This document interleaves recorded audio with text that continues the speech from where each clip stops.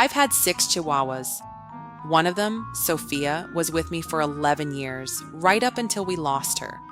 If I could go back and tell myself just a handful of things before that very first one came home, it would have saved me years of learning the hard way. So if you're even thinking about getting a Chihuahua, this is the honest version.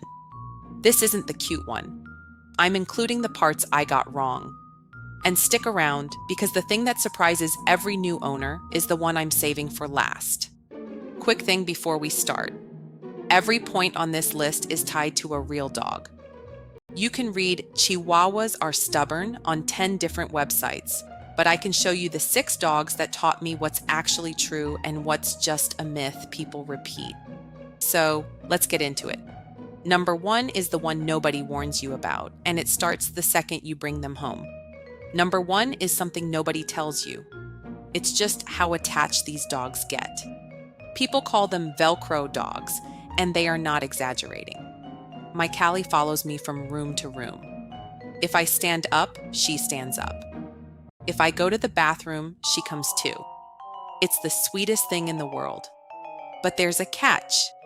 A dog this bonded can really struggle when you leave. Chihuahuas are prone to separation anxiety, and that intense loyalty is the same trait that makes it hard. So here's the honest version. That clingy little shadow is a gift, but you have to teach them, early and gently, that being alone is safe. Start the day you bring them home, not the day it becomes a problem. I learned that one backwards. Number 2 is the big one. If you take nothing else from this video, take this. Your Chihuahua's temperament is not entirely your fault, and it's not entirely up to your training either. And I can prove it because I ran the experiment by accident. I raised 6 Chihuahuas in the same house, and I trained every one of them myself. If behavior came down to the owner, they would have all turned out the same. They didn't. Sophia barked almost never in 11 years, even though she lived with a little Pomeranian who barked at the door constantly. She simply declined to copy her. Then there's Keto. Keto did everything by the book, with puppy class, time around people, and time around other dogs. And at 7 months old, his temperament shifted anyway, almost overnight. Then there's Callie. Callie came from a breeder who kept her in filth, and she was frightened before she ever met me. It took years of patient work before she settled. It was the same house. It was the same trainer. They still turned out to be 3 completely different dogs. And the research backs this up. One of the largest dog studies ever done found that a dog's breed explains only about 9% of how that individual actually behaves. Behavior can even shift on its own between 6 and 14 months as they mature. That's not you failing. So if you get a Chihuahua and they turn out anxious or barky or reactive, work on it, absolutely. But drop the guilt. You're not a bad owner. You're raising a nervous system you didn't build. Number 3 is something almost nobody warns toy breed owners about. There's a window, roughly the first 3 months of a puppy's life, where their brain is wide open to new people, dogs, sounds, and places. Socialize them well in that window, and you prevent a huge amount of fear later. Here's the cruel part. For a 3-pound Chihuahua puppy, most of the places dogs actually socialize just aren't safe. Even the small dog side of a dog park is full of dogs 10 times their size, and one bad scare during that window can leave a mark for life. My Cody is fantastic with people, but he barks at other dogs. And it's not because I slacked off, it's because I couldn't safely use that window. So if you go with a toy breed, hunt down a size-matched puppy class before you even bring them home. It's one of the highest value things you can possibly do. Number 4 is that where your Chihuahua comes from matters more than almost anything you do afterward. Callie and Keto both came from bad situations, one a filthy breeder and one a backyard breeder, and both needed years of work. Coco, Cody, and Bodhi came from responsible breeders who knew their puppies' parents, and their issues were smaller and cleared up faster. Remember, it was the same house.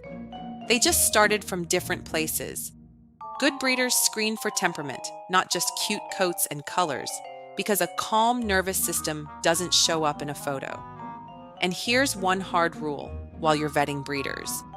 There is no such thing as a teacup Chihuahua. It isn't a real size. It's a marketing word for a dangerously undersized dog, and those extra tiny puppies often come with serious health problems. If a breeder is advertising teacups, they're breeding for a gimmick instead of health. Run. And here's the part that matters, even if you rescue. A lot of shelter Chihuahuas came through that same pipeline first. So whether you buy or adopt, ask questions, meet the parents if you can, and go in with your eyes open. You're often inheriting decisions someone made long before you showed up. Number 5 is about your wallet. A small dog is not a cheap dog. People assume a tiny dog means tiny costs. That's not how it works. Those adorable little mouths are crammed with full-size teeth, so Chihuahuas are prone to dental disease, and cleanings under anesthesia are not cheap. Their knees can slip out of place in a condition called a luxating patella. And here's one that people really underestimate.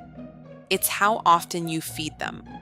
Most Chihuahuas do best on 2 to 3 small meals a day, and the smaller the dog, the more it leans toward 3, sometimes even more for a tiny puppy. Little bodies burn energy fast and can't store much, so long gaps between meals can send their blood sugar crashing to a dangerous low. My Bodhi is on the smaller side, so he eats more often than my bigger ones do. It depends on the dog, including their size, their age, and how active they are. So ask your vet what's right for yours.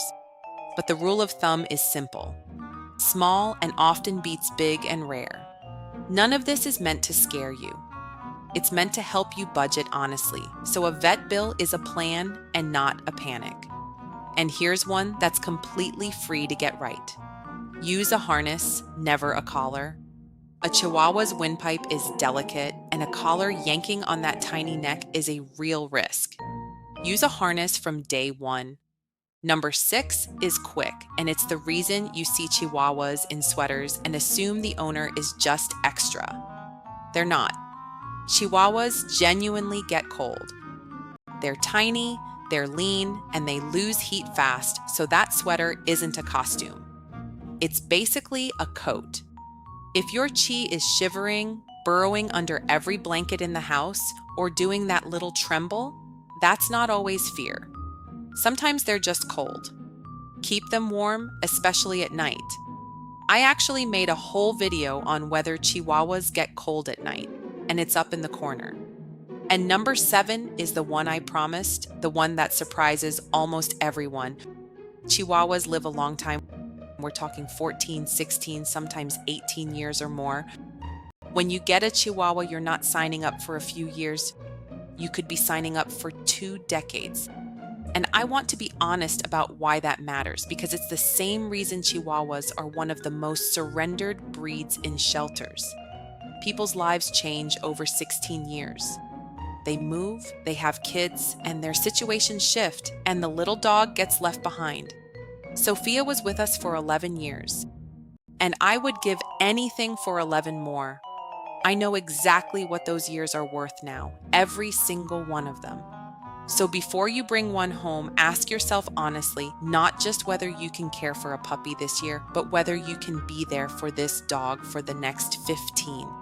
If the answer is yes, you are going to be so glad you did. So that's 6 dogs and 7 honest truths. Are Chihuahuas a lot? Sometimes they are. Are they worth it? For the right person, they absolutely are.